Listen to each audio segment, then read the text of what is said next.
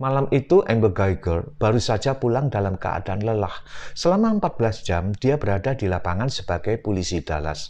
Saat menyusuri lorong menuju apartemennya dengan nomor 1378, dia kaget karena pintu apartemennya tak terkunci. Ia melihat siluet dari apa yang ia yakini sebagai pencuri di apartemennya. Nalurinya sebagai polisi langsung bereaksi. Dia segera memegang pistol. Saat itu dia masih mengenakan seragam aparat lengkap dengan semua peralatannya. Di ruang tamu, dia melihat sesosok pria berkulit hitam duduk menonton TV sambil makan es krim. Entah apa yang dipikirkan. Tanpa berpikir panjang, perempuan 31 tahun tersebut langsung menarik pelatuk dan menembaknya. Sekian detik dia puas karena penjahat yang masuk ke rumahnya tersebut tersungkur jatuh. Tapi setelah itu dia tersadar, ternyata dia salah masuk apartemen. Geiger tak mengecek bahwa apartemen yang dimasukinya itu sebenarnya bernomor 1478, beda satu lantai dengan apartemennya.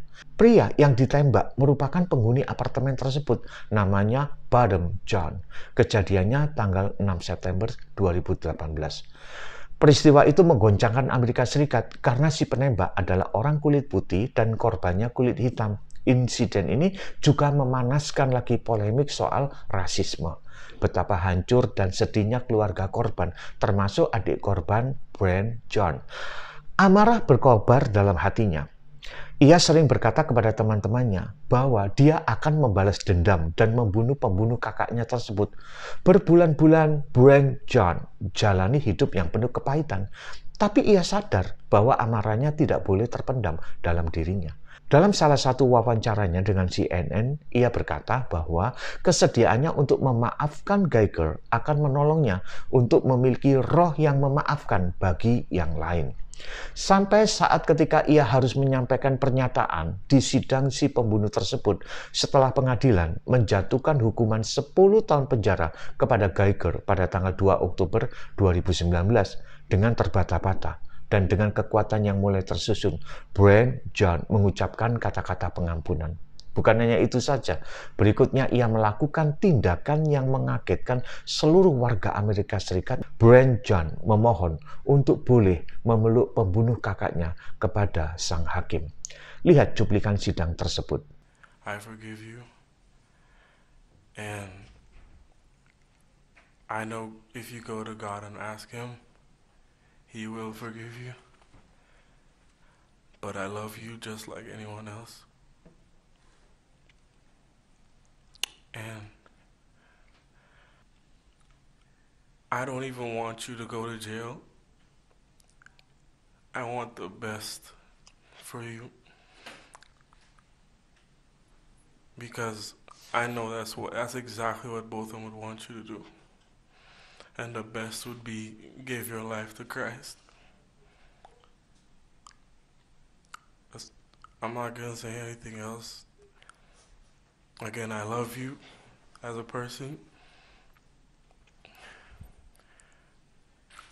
and I don't wish anything bad on you.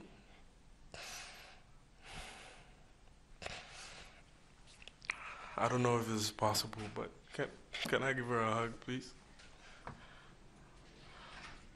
Please? Yes.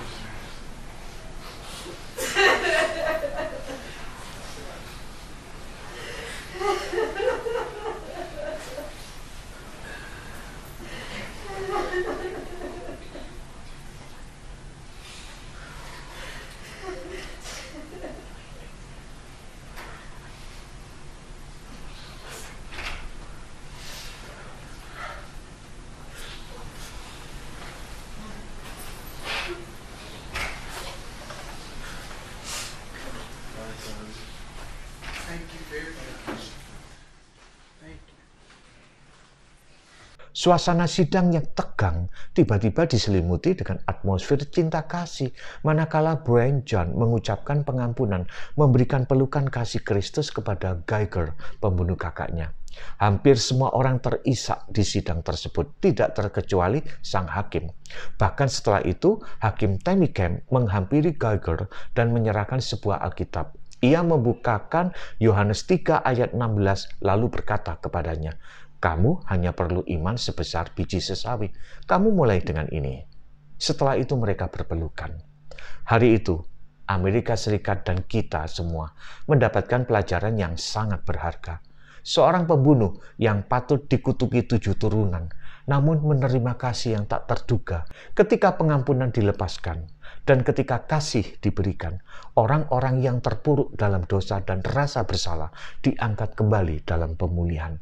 Semoga kita menjadi orang-orang yang melepaskan pengampunan supaya atmosfer di sekitar kita adalah atmosfer cinta kasih.